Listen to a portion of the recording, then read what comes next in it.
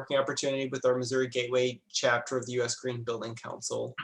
So today we have some members and non-members of our chapter, so thank you for joining us. Our chapter, like many other nonprofits throughout the country, rely on funding, and one of the biggest sources is our memberships. So if you aren't already a member, I would really hope that you consider joining our chapter. And if you already are a member, you probably heard me if you've attended one of these coffee breaks before, I would encourage you to renew just to make sure that you keep yourself current. Also, I just wanted to give attention to an upcoming conference. It's the Eco Careers Conference, April 7th through the 8th. We are accepting applications, so you can simply, all you need to do is fill out why you're interested, and we'll put the link in the bottom. High school students to teachers and staff at university and all emerging professionals are welcome to apply. So the goal of our coffee breaks are to provide an opportunity for our community to engage in conversational hot topics over a cup of coffee. So I hope that you all have your mugs with you and a short 30-minute break. So our theme for today's conversation is an EV Ready St. Louis for our seniors in North and South City. Today, I'm excited to introduce our special guest, Maurice Muia. He's Decarbonization Climate Advisor for the city of St. Louis. Maurice was born in Asheville, Tennessee, and grew up in St. Thomas, U.S. Virgin Islands. He earned a bachelor's degree in electrical engineering and pursued a master's degree in sustainability from SLU. Currently, he is serving as the climate advisor for the city of St. Louis, where he advises the city on sustainable building policy and transportation electrification. He was instrumental in the passing of a historic solar-ready ordinance for new construction in the city of St. Louis. Prior to his current role, he was an electrical power systems engineer with electric utilities across the state of Missouri. In 2009, he met with delegates to Congress, Dr. Christine, to discuss opportunities for sustainability in island nations for the U.S. Virgin Islands. Additionally, he was a sustainability commissioner for the city of Maplewood, where he worked on sustainability and climate change challenges at the local level. So just to give you a little bit of guideline before we jump in. So there's the options to click on the grid view up in your right-hand corner to see all of your beautiful faces. And then you can also join in on the conversation via the chat at the bottom of the screen. I would ask that you just please be respectful of others and allow others to join in the conversation whenever possible. And then be mindful of not trying to jump over anyone speaking. Feel free to, though, jump in without really being called upon. But if you do have something you want to add in the conversation, but you haven't been able to get there yet, just to hit one of those little reaction buttons below, and I'll try to make sure to get you into the conversation when possible. And then lastly, just try to mute yourself unless you're speaking, just to try to avoid any background noise. And without further ado, Maurice. Good morning, Brandon. Thank you for having me. Frederica, thank you for having me as well. And I saw Emily just jumped on. Thanks for having me also, Emily. So today, I'm going to be talking about an EV Ready St. Louis for our North and South City residents in the city of St. Louis. And this program is very dear to me because we're doing something that takes a lot of stakeholders to get it done. And we're doing something where there's a need, and we're doing something where the market is not doing it right now, right? And we're going to do it in the city of St. Louis, which is, I think, a very good and excellent thing that we're doing, right? So without too much waiting, let me share my screen, and then we can get started. Can everybody see my screen? Yes, I can. Yes, okay, good. Okay, good. So an EV Ready St. Louis for our seniors in North and South City. As many of you know from what Brandon introduced me with, I'm the climate advisor for the city of St. Louis. And I'll briefly talk about some of the other pieces of legislation that we've done in the city of St. Louis that's very important for, getting this work done. So this was a presentation I made regarding around designing and financing transportation electrification programs. And the reason, I created this presentation was because of course, you have to design the program, but you also have to find a way to finance it sustainably over time, right? So, the three main things that make these type of projects successful, one is making sure that you work with the community, first of all. You can't just, fly in and say, hey, here's a program and we want you to participate. But making sure you find out what the needs are, how you can help, but most importantly, how do you make this sustainable long-term for the community in which you're working in? You don't want to, I'm not a fan of necessarily pilot programs too many times. So I like to say in the terms of this example, this is a program that we would like to continue after the life of the program itself. Do you have the capacity, right? Do you have the capacity with the stakeholders that are working with you on this program? So for example, with the Silvers program, I probably should have said the name of the program is Silvers. That is basically it's, electric vehicle rides for seniors. We're basically electrifying an existing transportation program that already exists, right? And this program is funded partially by the city through the Community Development Administration, right? Which they receive HUD funding. They have funding from MoDOT. They have funding from other sources where they get funding for these programs. And St. Louis Area Agency on Aging is the entity that oversees this work, right? So we're working with Northside Youth and Senior Services. We're also working with City Seniors Inc. in South City. And we're also partnering with national partners. So Fourth, who is the lead on this project, that's actually a project from the US Department of Energy. They are actually based in Portland, Oregon. And I've recently become a board member of that organization in Portland. So Fourth, for example, they were the prime applicant and they approached us throughout the American Cities Climate Challenge to say, hey, we know you wanted to work on market transformation, right?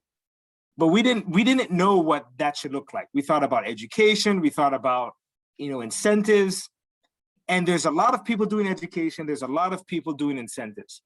So how do we do something that's concrete that can impact the lives of the residents within the city? So we worked with SLAY, which helps our seniors and disabled residents in the city have other mobility services that are vital to them, whether it's meal delivery, whether it's legal services, going to the grocery store, going to a non-emergency doctor's appointment. And we partner with them with two robust transportation organizations, Northside and CSI. And so all that to say, we worked across many entities from St. Louis Area Agency on Aging, Planning and Urban Design in the city, Office of the Mayor, the US Department of Energy, Ameren, Chevrolet, many entities to get this to work. So just kind of show you the capacity that was needed just to get this program off the ground.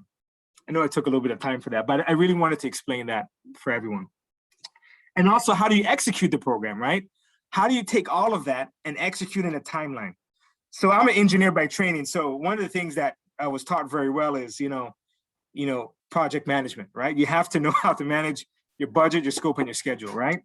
And so to do that, you have to be able to execute well with the community, the capacity, and the resources that you have. So one thing in particular with the community, as I talked about, who are we serving?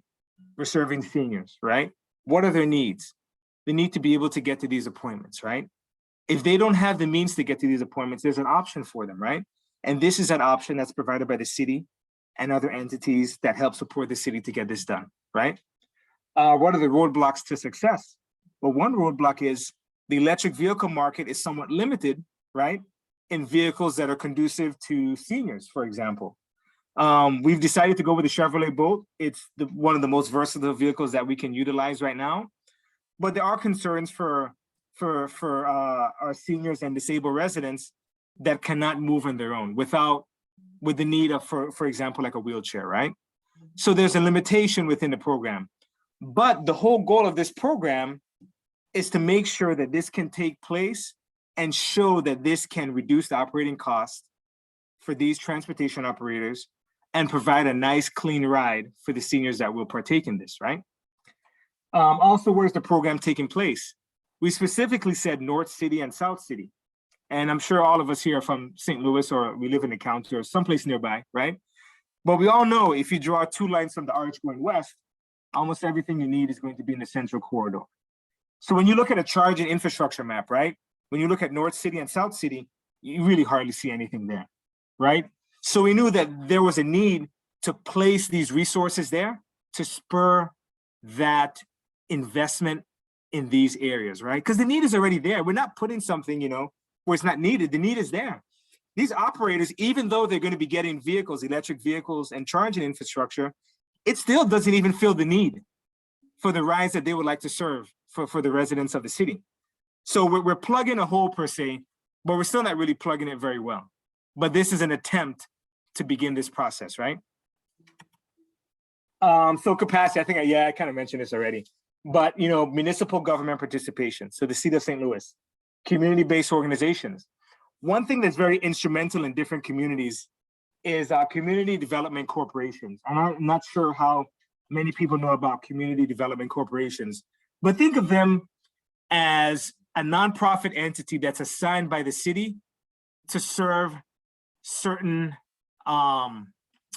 public services, essentially, for those residents that the city at the time is not able to do due to budget constraints or density or other things, right? So for example, we're working with North Newstead Association, which is a CDC that's based in the Greaterville neighborhood and really close to O'Fallon Park. I know Angie is on the line, and we're working with them on a cleanup coming this April. So working with North Newstead Association has been very good because Pam Harris, who's the executive director, she can get this out to the community. She has such a large territory, actually, North St. Louis. And if you look at her territory in North St. Louis, it actually overlaps a lot with the Promise Zone area in North St. Louis as well. So these are the things that we thought about in planning through our executive director, Don Roy, in planning, to make sure that we create a program that really meets the needs of the community and serves the community. And then, nonprofits that are filling a gap, advocacy organizations, for example, Ameren is a local energy utility that's helping us, incentive programs. There are incentives for charging infrastructure from Ameren, the Ameren Charge Ahead program. You could get $5,000 back per port of an installed charger.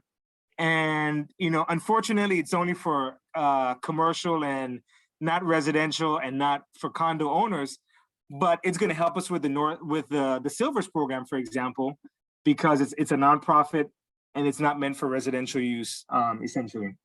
And also federal agency grants. Everybody wants to get DOE grants, right?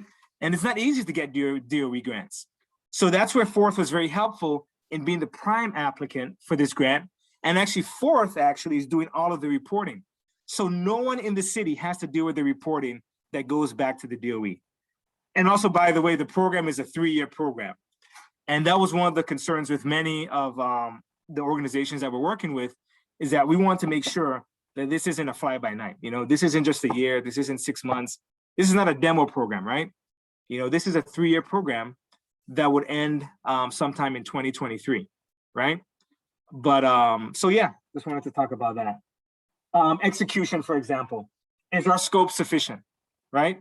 Does our scope meet the needs of the entities that we're serving? Really, and what we're doing is very simple in a manner. We're electrifying an existing program. So can we meet the needs of the existing program, the operators of the program, and those that are being served by the program? And if the answer is yes, then we've met our goal, right? Everybody's met their goal. Is our timeline satisfactory? As I just mentioned, it's not a 6-month demo project, it's not a year pilot, this is a 3-year program, right? From the US Department of Energy. And is our budget adequate for success? We have to fundraise, right? So, we found ways to fundraise. And so we can be concerned with operating the program and not be concerned with funding the program, right? Because then therefore we're focused on the people that we're serving and not focused on the money that we need to provide these services. So that's one thing we've done over the past 9 months or so. Well, I'm sorry, 6 months. And then, as I said, once you can answer these questions, the program can run for the intended duration and meet the needs of the community. And that's kind of it. one thing I would like to add is that we plan to have first rides by June. So by June this year, we plan to have first rides for everyone. And so, how do I stop? Oh boy, how do I stop sharing? Well, you guys can see that, I guess that's okay. We plan to have first rides by June. So you'll see seniors in electric vehicles in North and South City having first rides by June. And so, yeah, that's really a good synopsis of the Silvers program. I don't know. Am I still sharing, Frederica? Yeah. Okay. Yes, you are. That's the thing about Zoom sometimes. I need to go back to. Can you take control? I guess. Yes. Okay. There we go. Yeah. There we go. Okay. Good. Briefly, I just wanted to talk about EV Ready St. Louis really quickly. So Emily Andrews, she's been a very good resource and partner with us in the city of St. Louis. We're getting a lot of this work done. It's really because of Emily we've been able to do Solar Ready. And also Emily helped us a lot with EV Ready. And with EV Ready, I'm really proud of what we've done with Kathleen Warner, Sustainability Director, and Mayor Cruson and her administration. We have the most comprehensive EV Ready legislation in the Midwest, if not the country. And I just want to say that to everyone because it's not necessarily the most ambitious, but it meets the needs of St. Louis for where we are and where we want to be, right? And I say that because we have everyone included. We have single family, we have multifamily, we even have commercial. And to be comprehensive, that's what you have to do. You have, I mean, Emily says this all the time.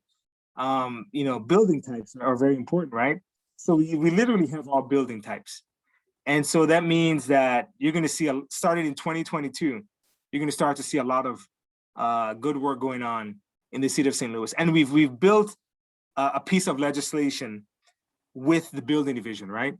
And so this is not something as, you know, NRDC coming in and saying, you know, this is what we want to do. This is something where we've supported the building division, right? We've supported the building commissioner, Frank Oswald, and his team to get this work done well. So I just wanted to talk about that briefly. And any questions that anyone might have, and thank you for having me this morning. So we did have one question from Hannah.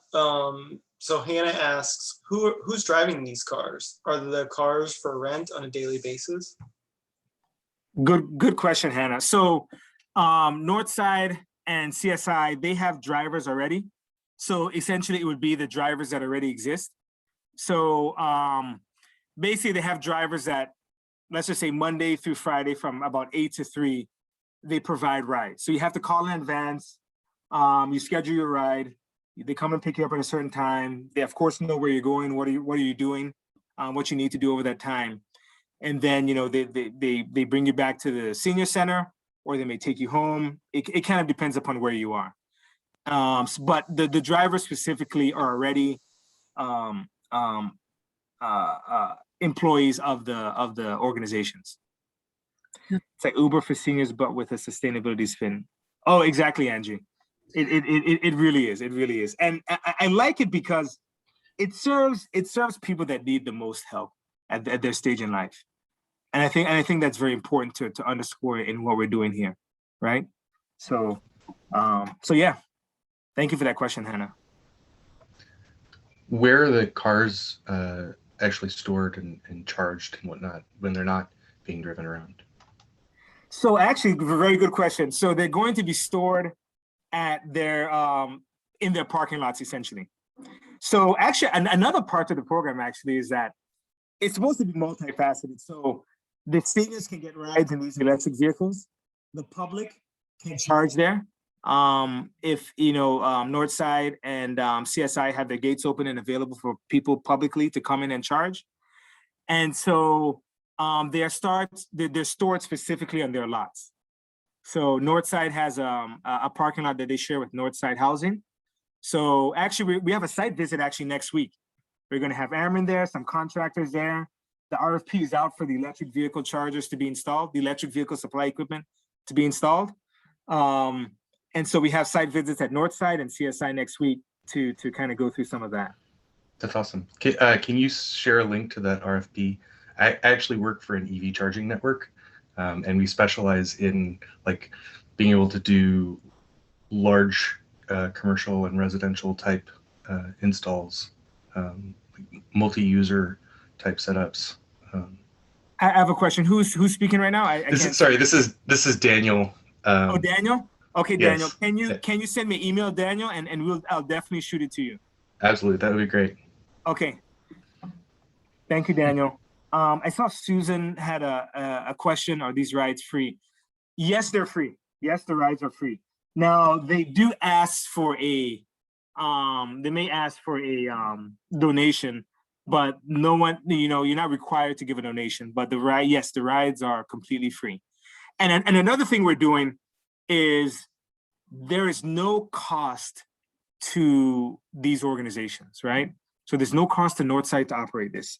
So we've secured the funding to say that they shouldn't have to come out of pocket for electricity, even though they're substituting gas for electricity, which is going to be cheaper than gas, right? Airman's rates, I think, well, they're commercial, so it kind of depends on what service class they have, but it's going to be a lot cheaper than gas, right? The other thing I wanted to mention was for the staff that's giving these rides. So the drivers, for example, there's funding associated for that, and there's funding associated for the time where these two community-based organizations do outreach, right? So essentially, this program, I would say more or less, is really free to the operators, right? But it's meant to show the whole goal of this program. Actually, the DOE title for this program is Transportation, Electrification in Underserved Communities. That's the actual title for this program. So how do we show that this can be done? And how do we replicate this across the country? So that's what this program is meant to do. So what we do here today over the next 3 years, we should be able to replicate it across the St. Louis region. And the DOE would like anyone to be able to replicate this across the country to show that this can be done with a specific focus and goal, right? Yeah, so Maurice, I think we've got a question from Josh. He's wondering about some numbers, okay? We're a numbers group. Right. So how many vehicles? And then is there an estimated of total VMT and greenhouse gas reduction? Okay, good question, Josh. So 5 vehicles total, 5 Chevrolet boats total, 3 for North City and 2 for South City. And how that was calculated was basically dependent upon the services that they provide. So services they provide are transportation trips, meals delivered, right? So they also deliver meals and also congregate meals. So bringing people to the senior center to have some activity and also share a meal with others, right? So I know COVID has put a big damper in that, but those are the 3 main things that these transportation providers do. An estimate on total vehicle miles traveled and greenhouse gas reduction. We don't have that yet, but because, and the reason is because the vehicles that they use right now, they're not necessarily a one-to-one to a Chevrolet boat. They have a lot of vans, right? And a lot of the vans are donated vans. So first of all, they don't get new vehicles generally. They're generally donated or bought on sale, essentially. So MoDOT actually delivers them some vehicles that are used that MoDOT no longer uses in their vehicle life cycle. So think about it as vehicles that are used, vehicles that may not have the best gas mileage. But one thing that we will learn in this program, and one plug this kind of fills, is that if one person needs a ride, you have to take a whole van out that could seat 6 to 8 people, right? So that is no longer necessarily the case, right?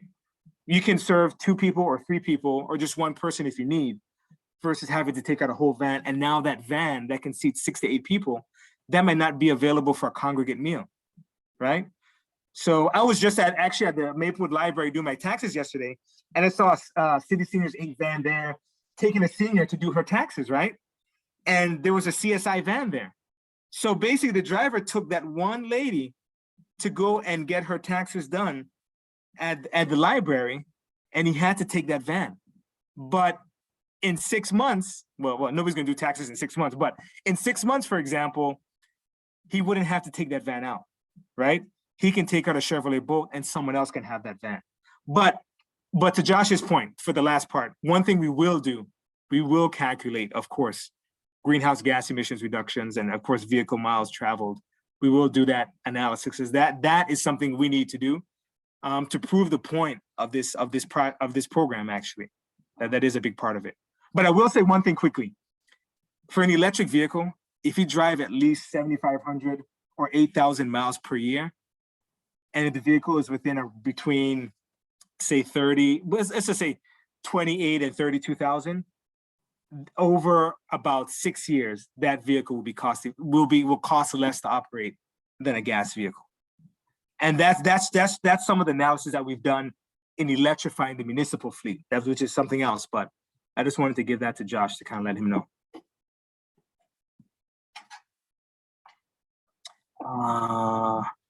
Yeah, I think you kind of have already addressed this, but I think that they are picking them up from private residences, right?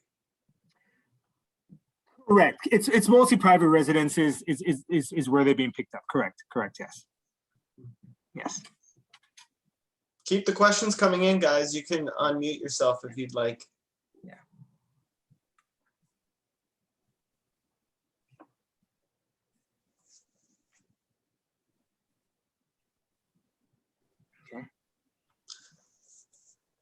So I do have another question. So can electric vehicles provide a day's worth of rides if they're operating 6 hours a day? I love this question. The answer is yes. We're no longer with the first generation Nissan Leaf.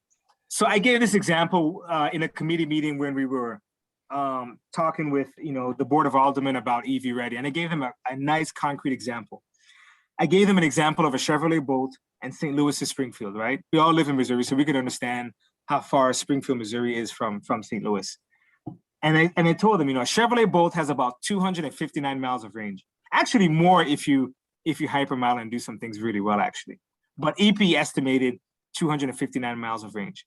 Springfield, Missouri is about 225 miles away, right? And I asked them, do you think you can drive a gas vehicle from St. Louis to Springfield on $5 worth of gas? And of course the answer is no, but you can with a Chevrolet Bolt, right? So, you can drive that distance and it costs you $5 to make that trip, right? There's no way you could do that in a gas vehicle. That's just not possible. Not with, gas right now for 87 being $2.89 a gallon, right? So it just goes to show the economics right now and how this can work if you meet the operational requirements, right? It really comes down to the operational requirements of what you're trying to do, where you're doing it, and does the vehicle meet your needs? And you're starting to see more and more of that, right? So Angie asked the source of electric power. Right. So right now it's Ameren, of course, right? And Ameren we all know Ameren is coal heavy, right? But we also should realize that 20% of Ameren, Missouri's power is from Callaway. It's from nuclear. 20%, around 20% is from Callaway, which is nuclear, right? And as Ameren, and our friend Morgan is on the line, but as Ameren, diversifies their energy sources to more wind and more solar, and they've closed on a lot of wind projects in northwest Missouri. I think 2 of them. You're going to see a lot of that mix start to change. But nonetheless, even if you think about non-point source pollution, right? So basic pollution from a specific point, an electric vehicle is still better because that is less pollution that you have locally on your streets. Guaranteed. It just is. You just don't have those tailpipe emissions that you have as you would have emissions at a plant. So just from that perspective, that is a good thing to have, especially for seniors and those most vulnerable. So thanks for that question, Angie.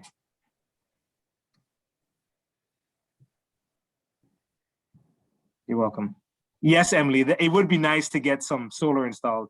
I do hope with, Ameren's neighborhood solar program, I hope that continues to evolve for these type of organizations. A utility national grid in the Northeast has actually done some of these programs, neighborhood community solar programs, and been successful with some of theirs. So I'm hoping that Ameren can do some of that here locally in the future. The current life of the battery. Well, most battery manufacturers, Mary, have a warranty of about 8 years or 100 and I think it was about 150,000 miles, but at least an 8-year warranty on the battery. And I think once batteries actually get better, I think there will actually be no need or concern for that in the future. Right now, it is still a concern, nonetheless. But one good thing with electric vehicles and the companies that manufacture them, that process is automated. So it's meant to reduce as many errors that we humans input into the process. But 8-year warranty is typical for the industry. How are they currently disposed of? Well, that's a good question. A lot of companies are really thinking now, well, not thinking, but making efforts to make sure that these batteries have a second life before the end of life. So think of it as like battery backup. Angie just put something here in the chat about being used to power homes. Once an electric vehicle battery is not useful anymore in an electric vehicle, it still has about 75% of its capacity. But the problem with an electric vehicle is that then, if you lose 30% of your range, that's an issue. So really what we need to solve, and this is my belief as an electrical engineer, is how do we get batteries that can charge fast enough? How do you get a battery that can charge in 5 minutes? And then if you can do that, you actually no longer need a large battery pack. There's no need for that. If you can get that time down, because that's really the concern. People are building larger battery packs so we can deal with how we charge batteries now because of the limitations for the chemistry that's being used today. But the question is, how do we change that chemistry to where you can charge a battery in X amount of time that's similar to what you do at a gas station? And then we would have solved a lot. So, yeah. This is a great talk. This is more than I expected. So this is very good. Thanks for inviting me, Brandon and Frederica. This is very good. Yes, thank you everyone for being here. And how lovely. It's just now a little bit after 10:30. Right. I thought someone had one more question. Yeah. Yes, I don't know who it was though. This is Richard. It sounds like that bolts are going to be the first kind of vehicle that you guys use. With seniors, I know getting in and out of vehicles can be challenging. So do you have plans for maybe vehicles that can electric vehicles that can handle like wheelchairs or individuals that might not be able to get in and out of a smaller sedan? Right. That's a good question, Richard. And unfortunately, in the timeline of this program, that probably would not exist. But we can show how this would be possible with such a vehicle. Meaning that we're going to know the habits and what happens with these transportation organizations, and be able to compare, what are your costs with this gas vehicle versus your costs with this electric vehicle? What are the pinch points you have with one or the other, right? And how do we replicate one over the other? But unfortunately, vans are going to take some time. And really the issue is it's the batteries. The batteries are, even though it's simpler to build an electric vehicle, the battery cost is still just very high. And so once we get that cost down, which I think we'll get that cost down in the next 5 years. I was just reading something from Morgan Stanley this week, and they were talking about Tesla's plan for a $25,000 vehicle. But the most important part of that market analysis that he did was that he expects EVs, electric vehicles in the future, to be around $5,000 per unit, right? Imagine if a car is $5,000 per unit,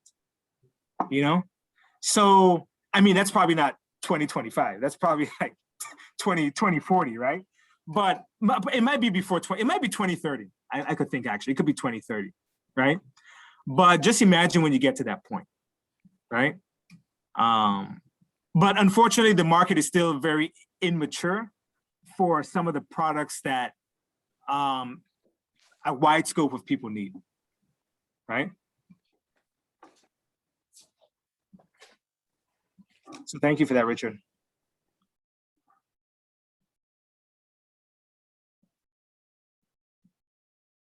I think, Tom, you're trying to ask a question? Yeah. No, maybe not. Okay. Okay. Okay, fabulous. Well, thank you, everyone. We did record this, so you will hopefully get a copy of the recording Monday with some more resources and Maurice's contact information. So thank you so much. Enjoy the blue skies today. Happy Friday. Hopefully you can catch some sunshine. Thank you so much, Maurice. This was fabulous. You're welcome, Frederica. Thank you, everybody, for having me, and glad to be here. So have a good rest of your day. Yes, bye, everyone. Thank you. Bye, everybody. Bye. Thank you. Bye. Thank you, Maurice. You're welcome. Thanks, Angie. Bye.